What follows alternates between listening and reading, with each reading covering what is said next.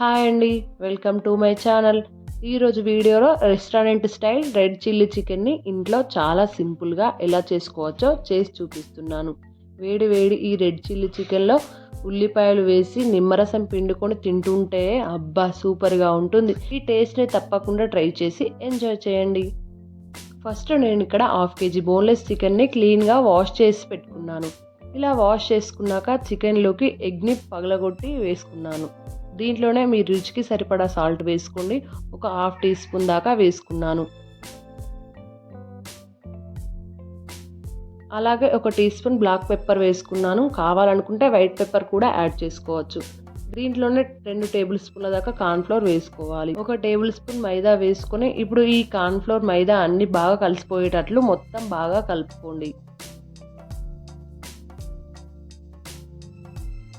ఈ చికెన్ ముక్కలకు పట్టేలా బాగా కలిపేసుకోవాలి. మైదా ఎక్కువ వేసుకోవద్దు, 1 టేబుల్ స్పూన్ వేసుకుంటే సరిపోతుంది. ఇంకా మీకు కోటింగ్ సరిపోలేదు అనుకుంటే కొద్దిగా బియ్యం పిండిని యాడ్ చేసుకోండి, కానీ మైదా వేయొద్దు. నేను కొంచెం బియ్యం పిండి వేసుకున్నాను. ఇక్కడ చూడండి, నేను మొత్తం బాగా కలిసేటట్లు కలుపుకున్నాను. ఇలా కలిపేసిన తర్వాత ఈ చికెన్ ముక్కలన్నింటినీ పక్కన పెట్టుకుందాం.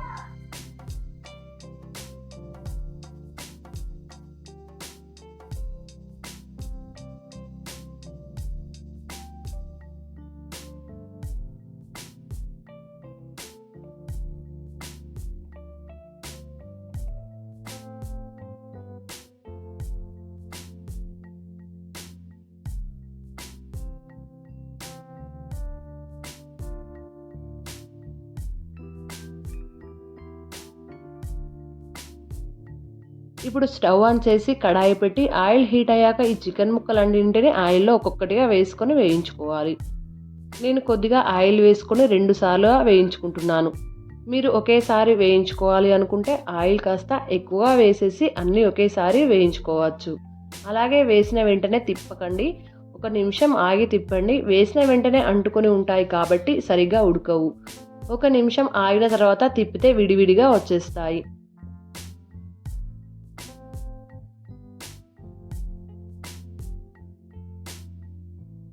ఇలా తిప్పుకుంటూ అన్ని వైపులా కొద్దిగా కలర్ మారేంత వరకు వేయించుకోండి, సరిపోతుంది.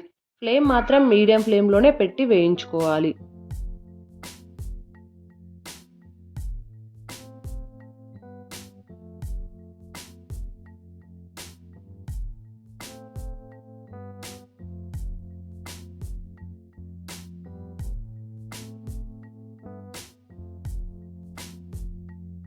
చూడండి, లైట్గా కలర్ మారేంత వరకు వేయించుకొని వీటన్నింటినీ ఆయిల్లో నుండి తీసేసి ఒక ప్లేట్లో వేసేసుకొని పక్కన పెట్టుకుందాం.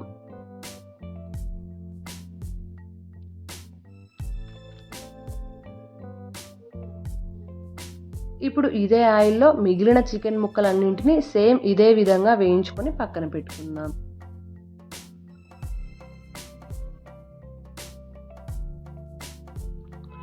ఇప్పుడు ఇలా ఐరన్ కడాయి ఉంటే ఐరన్ కడాయిని స్టవ్ మీద పెట్టుకొని దీంట్లో 2 టేబుల్ స్పూన్ల ఆయిల్ వేసుకోవాలి.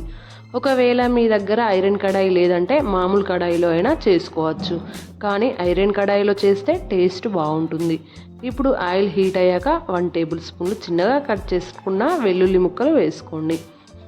అలాగే 1 టేబుల్ స్పూన్ సన్నగా కట్ చేసి పెట్టుకున్న అల్లం ముక్కలు కూడా వేసుకోవాలి. ఫ్లేమ్ని హై ఫ్లేమ్లోనే పెట్టి 30 సెకండ్స్ వేయించుకోండి. ఈ అల్లం ముక్కలు వెల్లుల్లి ముక్కలు కలర్ మారాలి, అలా మారేంత వరకు వేయించుకోవాలి. ఈ ప్రాసెస్ మొత్తం మీరు హై ఫ్లేమ్లోనే చేసుకోవాలి. ఈ వెల్లుల్లి అల్లం ముక్కలు వేగిన తర్వాత ముందుగా కట్ చేసి పెట్టుకున్న 2-3 పచ్చిమిరపకాయలు వేసుకొని వేయించుకోవాలి. ఈ పచ్చిమిర్చి ముక్కలు కాస్త వేగిన తర్వాత మీడియం సైజ్ ఉల్లిపాయ ముక్కలు కూడా కట్ చేసి వేసుకుందాం. ఇది కాస్త వేగాక కరివేపాకు వేసుకొని వేయించుకోవాలి. ఈ ఉల్లిపాయ ముక్కలు కాస్త మెత్తపడితే సరిపోతుంది, మరీ ఎక్కువ వేగాల్సిన అవసరం లేదు. ఇలా వేగిన తర్వాత 1 గ్లాస్ వాటర్ పోసుకుంటున్నాను. ఇలా వాటర్ పోసుకున్న తర్వాత మొత్తం కలిపేసి 1 స్పూన్ కారం, 1/2 టీ స్పూన్ బ్లాక్ పెప్పర్ వేసుకొని ఒకసారి కలిపేసుకోవాలి.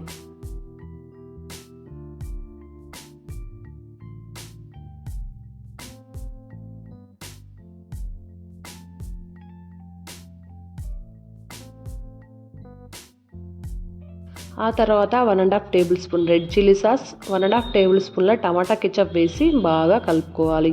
అలాగే 1/2 spoon vinegar, half spoon soya sauce ఇవన్నీ వేసుకున్న తర్వాత ఒకసారి బాగా కలుపుకోండి.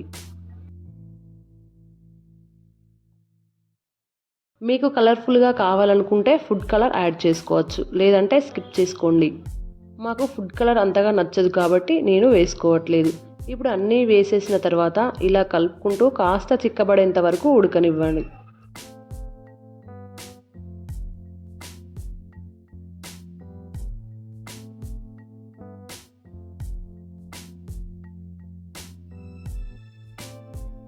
ఇది కాస్త చిక్కబడిన తర్వాత మనం ముందుగా వేయించుకొని పక్కన పెట్టుకున్న చికెన్ ముక్కలు ఉన్నాయి కదా, ఆ చికెన్ ముక్కలన్నింటిని వేసి ఫ్లేమ్ని హై ఫ్లేమ్లోనే ఉంచి బాగా టాస్ చేసుకొని ఈ విధంగా కలపండి. అలాగే ఈ చికెన్ వేపుడు అనేది బాగా స్పైసీగా ఉంటుంది. మీకు అంతా స్పైసీగా వద్దనుకుంటే ఈ పెప్పర్ పౌడర్, కారం, పచ్చిమిర్చి కాస్త తగ్గించి వేసుకోండి.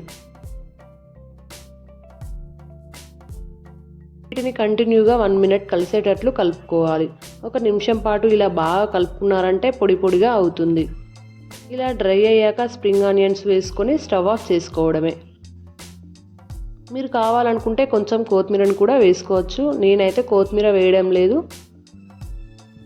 అంతేనండి, వేడి వేడిగా ప్లేట్లోకి వేసుకొని నిమ్మరసం వేసి ఉల్లిపాయలతో తిన్నారంటే సూపర్గా ఉంటుంది. టేస్ట్ తప్పకుండా ట్రై చేయండి. ఇంట్లో చాలా సింపుల్గా చేసుకోవచ్చు. ఈ వీడియో మీకు నచ్చినట్లయితే లైక్ చేసి కామెంట్ చేయండి. Thank you for watching.